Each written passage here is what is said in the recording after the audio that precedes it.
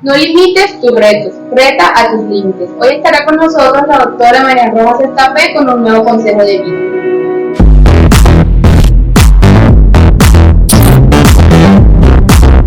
María, buenos días. Buenos días, Cristina. Qué gusto. Tratas un tema hoy interesantísimo que yo creo que a todos los padres les está preocupando. Hay un auge de alcohol, hay un consumo masivo desde la pandemia y durante el propio confinamiento. Es decir, esto sí que ha cambiado, esto sí que se ha modificado y ha ido a peor. Y estamos viendo ahora mismo que los adolescentes, pues bueno, esto del juernes, es que las cantidades que beben de alcohol son inmensas y los psiquiatras estamos un poco preocupados porque ya conocemos desde hace muchos años los efectos del alcohol, pero efectivamente en adolescentes. El otro día estuvo con nosotros Nena Daconte. Aconsejo a la gente que se baje la entrevista de May Meneses y que vea lo que ella nos contaba, que a los 14 años empezó a consumir el alcohol, se hizo alcohólica, dependiente de las drogas y realmente ha trastornado completamente su biografía. A duras penas ha conseguido salir adelante. Un ejemplo, como lo contaba y como lo decía. Bueno, la gente piensa que no tiene efectos en su cerebro. Bueno, hablando de adolescencia, cuando tú estás en plena adolescencia hay una poda neuronal. La poda significa que el cerebro elige, según las cosas a las que tú trabajas más, va podando las neuronas que no usas y se queda con las que sí que necesitas y se va mielinizando. Es un proceso importantísimo. Adolescencia, estamos hablando 12, 13, 14, 15, sí, cada vez es mayor, pero es verdad que es un momento clave. ¿Qué sucede? Que si tú bebes alcohol, en ese momento perjudicas el desarrollo de las sinapsis, es decir, las conexiones entre las neuronas, que es lo más importante en esta vida, que nuestras conexiones neuronales funcionen bien, empiezan a perjudicarse. No es tanto que mate esas neuronas, o sea, ese mito de matar neuronas, que fue muy conocido por la enmienda de Estados Unidos con el tema del alcohol, que se pensaba que se mataban neuronas, no es tanto que se maten neuronas, sino que se perjudica la conexión entre ellas. Es decir, que lo que sucede es que en el momento que el cerebro necesita conectarse bien, esas conexiones fallan. Cuando el alcohol llega al cerebro, se te desactiva la función al dañar el tejido conectivo al final de la neurona y entonces pues interrumpe esas comunicaciones buenas que tiene que haber, porque todo lo que nos sucede, pues lo bueno es que se comunique de uno a otro. Y efectivamente, pues el alcohol es un depresor del sistema nervioso central. Esta frase es como la clave, ¿no? Es un depresor, es decir, deprime el sistema nervioso central y por lo tanto bloquea sus funciones. ¿Qué es el alcohol? Es etanol, que es una molécula que encima en medicina se estudia muchísimas cosas porque también tiene pues beneficios para otros aspectos, pero las moléculas de etanol son tan chiquitinas que sí que entran en el cerebro, es decir, tienen la capacidad de atravesar la barrera hematoencefálica, que es la barrera que separa el cuerpo del cerebro y que es fundamental que funcione bien. Esto, por ejemplo, es muy importante en los embarazos, cuando tú tomas algún tipo de medicación o cómo es la barrera hematoencefálica, para que sepas que si llega al cerebro esa molécula o no llega. Bueno, pues el etanol llega y llega mucho. ¿Y qué pasa? Que cuando llega al cerebro se va a producir un aumento de endorfinas y de dopamina, es decir, hay una sensación placentera instantánea. Pero producen en la persona que lo toma relajación, sedación, una cierta euforia y desinhibición. Y hay dos sustancias que están ahí muy metidas que se llaman el glutamato y las conexiones GABAérgicas. Esto que quizá los oyentes digan, bueno, qué cosa más compleja. Bueno, hay que saber que el glutamato, por ejemplo, tiene un papel crítico en la memoria y en la cognición. Es decir, el alcohol inhibe el glutamato y por lo tanto esa memoria y todas esas cosas funcionan peor. Y luego el alcohol inhibe la corteza prefrontal. La corteza prefrontal, que nuestros oyentes han oído mucho hablar de ella, es esa zona que se encuentra en la zona delantera del cerebro, que es la encargada de pensar, de planificar, de tomar decisiones, de decidir qué es lo que está bien, de lo que está mal. Bueno, pues eso lo desinhibe, es como que lo apaga. Por eso la gente que bebe, pues dicen que no mienten, claro, porque no tienes esa capacidad de manipular, esa capacidad de generar una estrategia, no puedes hacerlo, porque tienes el alcohol en tu cabeza que te lo está impidiendo. ¿Qué te hace el alcohol? Pues te da una sensación de placer, pero te genera mucha neurotoxicidad. Y luego hay dos palabras que probablemente los oyentes hayan oído mucho, que es la tolerancia y la abstinencia. ¿Qué es la tolerancia? Pues que cuando consumes más y más, la ingesta que haces de alcohol tiene que ser cada vez mayor para tener el mismo efecto. Y esto es uno de los problemones si empiezas a beber a los 13 o 14 años. Ya que encima tu cerebro es mucho más vulnerable. Eres más pequeño, corporalmente no estás todavía preparado y por lo tanto esas cantidades de alcohol necesitas cada vez más. Y luego el síndrome de abstinencia, y es que cuando de repente dejas de consumir alcohol, llevas mucho tiempo consumiendo alcohol, pues a las 8 horas más o menos empiezas con un cuadro de ansiedad y ahí es donde vuelves a beber. Es decir, esto es tan adictivo que en ese momento necesitas volver a beber, y entonces son dos cosas que se van juntando, y es tu cabeza que en ese momento se siente muy bien, o sea, se siente muy bien, se siente más alegre, más eufórico, por ejemplo, ¿qué pasa en los jóvenes? Y también en gente que está mal, que como te da esa sensación de alivio instantáneo, te sientes un poquito mejor y entonces lo buscas. Durante muchos años se decía, bueno, pues una copita te quita las penas, ¿no? El alcohol alivia las penas, etcétera. Es verdad que te quita instantáneamente, pero siempre deprime después.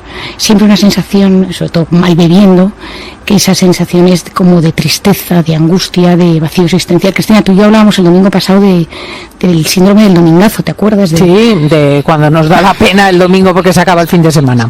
Efectivamente, bueno, pues parte de ese bajón de domingo tiene mucho que ver con las cantidades que se ha bebido de alcohol viernes o sábado, y ya no te digo si encima jueves, que ya depende ya el domingo, y todos esos efectos del alcohol que han ido pues invadiendo todo nuestro organismo, nuestro cerebro, genera una sensación depresora. Es decir, sí que hay un punto de tristeza y todas las, o sea, todo el tema de la depresión. Atención también los depresivos. Bueno, de hecho es uno de los temas más importantes que tenemos que saber, y es que mucho depresivo tiende a querer beber y se hace adicto a ello porque tiene una sensación momentánea de alivio, pero luego de enorme angustia existencial, y entonces hay muchas depresiones que, bueno, muchos alcohólicos o gente con problemas de alcohol que lo que tienen debajo es una depresión, y hay que tratar la depresión, porque mientras no tratas la depresión esa persona no mejora. Nos tenemos que quedar con esto. ¿Qué pasa a corto y a medio? O sea, hemos hablado de lo que pasa a corto plazo, pero a medio y largo plazo, ¿cómo incide el consumo del alcohol en el cerebro? Bueno, nosotros tenemos lo que se llama el delirium tremens, que tiene este nombre así, pero que es, por ejemplo, cuando cuando una persona ha bebido muchísimo y entonces el sujeto está desorientado, con un nivel de conciencia fluctuante y puede tener alucinaciones. Son cosas muy graves y te puedes morir. O sea, es de las cosas más severas en el tema del alcohol, los delirium tremens, y hay que tener cuidado. Luego tienes las alucinosis alcohólicas, que son cuando tienes síntomas psicóticos por una fuerte intoxicación. Luego tienes los blackouts, las amnesias, que esto probablemente muchos de nuestros oyentes, o si no lo han vivido ellos, conocen gente que les ha pasado, ¿no? Que es pues una amnesia parcial o total mientras estaba ebrio. Esto genera muchísima angustia. Yo he tenido personas en mi consulta que debido a estos blackouts han tomado decisiones vitales, ¿no? Porque no sabes lo que hiciste, o te levantas en casas que no conoces, o con parejas al lado que no sabes cómo has llegado hasta su habitación, ¿no? Y esto pues en consulta yo lo he visto alguna vez. Gente que no recuerda, ¿no? Y yo siempre digo que pocas cosas nos dan mayor autoestima que recordar las cosas. Oye, ¿cuánto tiempo hace falta para quitar los efectos del alcohol para siempre? Quiero decir, cuando ya tienes 60, 70, 80 años, ¿qué ocurre? Bueno, para empezar depende del consumo que hayas tenido, ¿no? Es verdad que un consumo moderado, pequeño moderado, social, está muy extendido. Tú fíjate en todas las series en Estados Unidos y las películas, todo el mundo tiene una copa de vino en la mano. Es decir, ahora mismo hay una campaña enorme para el tema del alcoholismo, del alcohol, que a mí me impresiona, sobre todo porque te lo meten, entonces tú lo ves como una cosa completamente normal. Si es un consumo muy fuerte, a veces el deterioro es tan sumamente severo que una persona ya se queda dañada. Pero cuando uno ya con los meses consigue dejarlo, una cosa es que tú tengas un problema de alcoholismo, que entonces siempre lo tienes, esto nos acordamos, y cuando yo tengo muchos pacientes que colaboro pues con Alcohólicos Anónimos, tengo una psiquiatra amiga mía que es especialista en esto y colaboramos con pacientes. Estos pacientes tienen que saber pues que acercarse a un bar, ir a una boda es un factor de riesgo. Es decir, cuando ya hay un alcoholismo instaurado, siempre tienes eso de fondo y siempre te vas a tener que cuidar, porque tu cerebro, cuando tú estés mal, te va a pedir alcohol. Es como que te lo recuerdas, hay una activación ahí, es muy importante esto saberlo, y sobre todo esto se fragua porque nuestro cerebro, cuando lo ha pasado mal y tú le has inyectado una vía de escape, cada vez que lo pases mal te pedirá la misma vía de escape. Entonces, claro, esto es fundamental saberlo, y luego tener conciencia, es decir, cuando bebo alcohol, cómo soy yo antes de beber alcohol, me pongo nervioso, lo necesito, tengo abstinencia, qué efectos tengo cuando bebo y cómo soy después. O sea, hacer como un análisis, y a veces hay que hacer un ejercicio de sinceridad, de darnos cuenta pues que quizás estamos bebiendo más de lo necesario. Marian Rojas, siempre un privilegio. Muy feliz semana, amiga. Gracias, Cris. Nos vamos a las noticias. Si llegaste al final de este video, dale me gusta, comenta, comparte y recuerda que solo tú eres el autor de tu propio destino.